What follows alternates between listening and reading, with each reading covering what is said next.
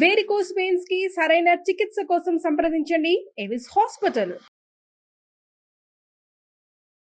నమస్తే రమగారు. నమస్తే జయ. మహాశివరాత్రి శుభాకాంక్షలు అండి. మహాశివరాత్రి శుభాకాంక్షలు జయ. సుమన్ టీవీ ప్రేక్షకులందరికీ మహాశివరాత్రి శుభాకాంక్షలు. మహాశివరాత్రి, శివరాత్రి అనగానే మనకు ఫస్ట్గా గుర్తొచ్చేది జాగరణ అండ్ ఉపవాసం, ఈ రెండు కదండి.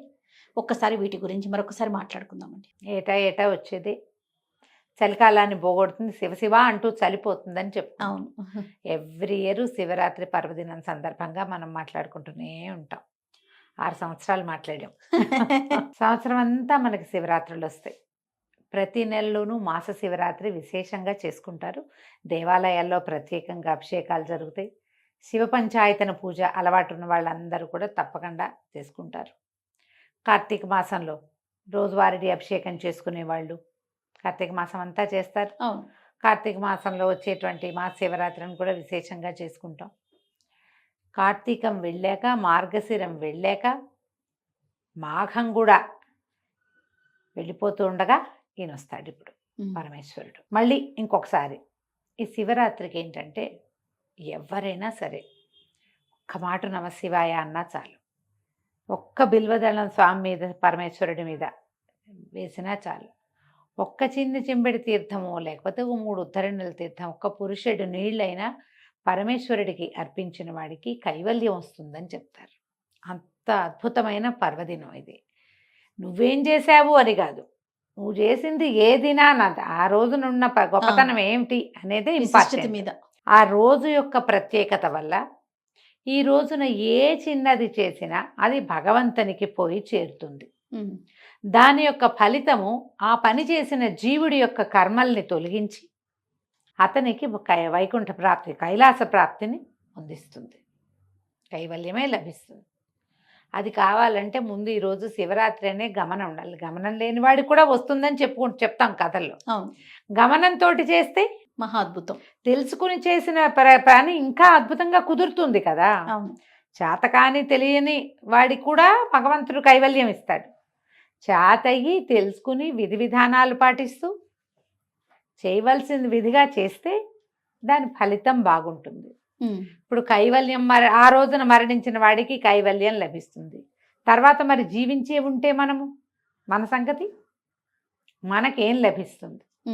పరమేశ్వర అనుగ్రహం లభిస్తుంది. మన జాతకంలో ఉన్న గ్రహదోషాలు పోతాయి. మన కర్మల్లో దుర్విపాకం ఏదైనా ఉంటే అది తగ్గుతుంది. మనం ఇంకా పడవలసిన కష్టం ఏదైనా ఉంటే అది చిన్నదవుతుంది. భగవంతుడికి మనం దగ్గరవుతాం. దానికోసమని మనం ఇట్లా పర్వదినాలు వచ్చినప్పుడు ప్రత్యేకంగా చెప్పుకుంటాం.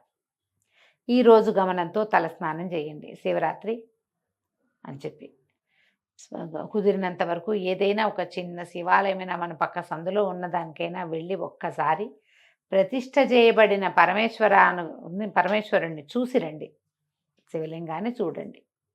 కుదిరితే 2 మారేడు దళాలు స్వామికి సమర్పించి కాస్త నీళ్లు పోయటానికి అవకాశం ఉంటే పోయండి. అభిషేకం వాళ్లే చేస్తూ నిన్ను చూడు నీకు తీర్థం ఇస్తామంటే అభిషేక తీర్థం పుచ్చుకోండి. భస్మాన్ని ధరించండి. నోటితోటి ఓం నమ శివాయ అనుకోండి. పంచాక్షరిని, ప్రణవ పంచాక్షరిని వదిలిపెట్టకుండా ఉంటే చాలా మంచిది. ఏదో మాట్లాడుకుంటూనే ఉంటాం, పనులు పాటలు ఉంటాయి కదా, ఆఫీసులు ఉద్యోగాలు ఉన్నవాళ్ళు అవి ఉంటాయి. సంసారంలో ఉన్న వాళ్ళకి జంజాటం తప్పదు. జంజాటంతో పాటే పంచాక్షరిని వదిలిపెట్టద్దు. దీంతో మీరు ఈ రోజున దుర్భాషలు ఆడకండి. మీరు ఎవరిని తిట్టినా శివుని తిట్టినట్టేననుకోండి. దుర్భాషలు ఆడద్దు, పోట్లాటలకు దిగద్దు, హక్కులు జమాయించేందుకు ఉద్దేశంలోకి వెళ్ళబోకండి. ఈ రోజున భగవంతునికి సమర్పించండి. ఈ రోజుని ఆయన కోసమే, అంతే. ఆ ఉద్దేశంతో చేస్తే మీరు చేయగలిగినంత ఉపవాసం, చేయగలిగినంత జాగరణ, ఇవ్వగలిగినంత సేవ ఇవ్వండి. వీటిలలో మార్పు లేదు, మానద్దు. ఓకే, మేము ఉపవాసం ఉండవండి, ఏదో తినేస్తాం. బ్రేక్ఫాస్ట్ మానేయగలిగితే మానేయండి. ఆఫీస్ ఉంది, ఉపవాసాలు మానలేరు. సాత్వికమైన ఆహారం తీసుకోండి. అది ఇంట్లో పొద్దున్న దేవుడికి నివేదన పెట్టింది తినండి. ఉపవాసమే అది.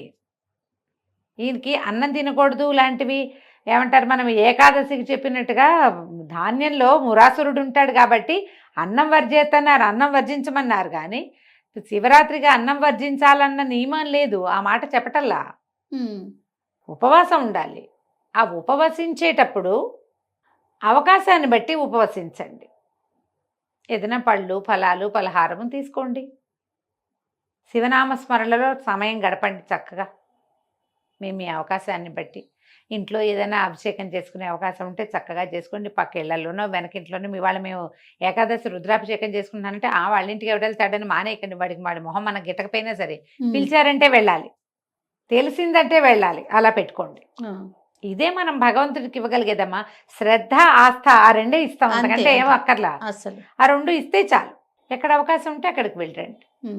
ఒక్కసారి వెళ్ళి అట్లా ఆ మంత్రం ఏదైనా మన చెవిని పడితే మనకు అర్థమైనా కాకపోయినా లోపల పేరుకునే మాలిన్యాలు పోతాయి. శివుడు అభిషేక ప్రియుడు, మనం ఎప్పుడు చెప్పుకుంటాం ఆ మాట. అలంకార ప్రియో విష్ణువు అభిషేక ప్రియ శివ. ఏం అక్కర్లేదు, ఒక చెంబెడు నీళ్ళే కావాలి. మీ చేత్తోటే పోసే అవకాశం లభించిందా మంచిది. ఈ ఉజ్జయిని అవి వెళ్ళామా జయ, ప్రతి చోట మేము ఎక్కడ మా ఇళ్లలో మేము మనమే శివలింగం మీద నీళ్లు పోయటం ఆడవాళ్ళకి సాధారణంగా ఇవ్వరు. ఇక్కడ శివాలయాల్లో కూడా నేను లోపలికి వెళ్ళి ముట్టుకోవటం అది నేను ఎప్పుడు చేయలే. శ్రీశైలంలోనూ అక్కడ స్పర్శ దర్శనం అవకాశం ఉన్న చోట మాత్రమే చేశాం, కానీ ఇంకెక్కడ నేను ముట్టుకునేదాన్ని కాదు. అక్కడ ఏ చీటి శివాలయంలోకి వెళ్ళినా సరే అన్ని శివాలయాలు ఇంత బుజ్జి రాగి చెంపిస్తారు వాళ్ళు. వారికి ఇవ్వండి అంటే అమ్మ మీరు కూడా తీసుకోండి నీళ్ళు పోయండి. పర్లి వైద్యనాథం వెళ్ళాం లాస్ట్ జనవరిలో, మనం చెప్పుకున్నాం వెళ్ళినప్పుడు. అదే మన షోలాపూర్ అవి కూడా వెళ్ళాము అప్పుడు. ఈ పర్లి వెళ్తే పెద్ద శివలింగం, వైద్యనాథ లింగం. నాన్న మా అబ్బాయి ఆయనకి ఇవ్వండి అంటే ఒప్పుకోలే. ఆ లోపల నర్చకుడు ఆయన నీళ్ళు పోస్తారు, మీరు పోయండి అమ్మా అని ఒక చెంబి అబ్బాయి అమ్మగారికి ఇవ్వు అని మా అబ్బాయితో ఆ చెంబు నా చేతికి ఇచ్చేదాకా ఆయన ఊరుకోలే. జ్యోతిర్లింగము చేతితో చేయకూడదు, మాకు శంకలు ఉన్నాయని నేను వెనక్కి ఉంటాను, ససేమిరా అన్నారు. పోయండి అమ్మా, ప్రణవ పంచాక్షరి చేసుకుంటూ వాళ్ళు రుద్రం చదువుతున్నారు, ఈయన చదువుతారు రుద్రం, అది నడుస్తుంది. నా దారిని నేను పోసుకున్నాను అనమాట నీళ్ళు. అసలు ఈ మొత్తం ఉజ్జయిన్లో ఏ శివాలయం లోపలికి వెళ్ళినా ఓ చెంబెడి నీళ్లు శివుడి మీద పోసి బయటకు వచ్చాం. వద్దంటే వాళ్ళు ఒప్పుకోలే. అక్కడ అలాంటి పద్ధతి ఉంది, మన దగ్గర ఆ విధానం లేదు. స్వయంగానే అభిషేకం చేసుకోవాలనే అనుకోకండి, అవకాశాన్ని బట్టి. మన దేవాలయాల్లో ఇక్కడ విధానం అర్చకుడిని అభిషేకం చేస్తారు.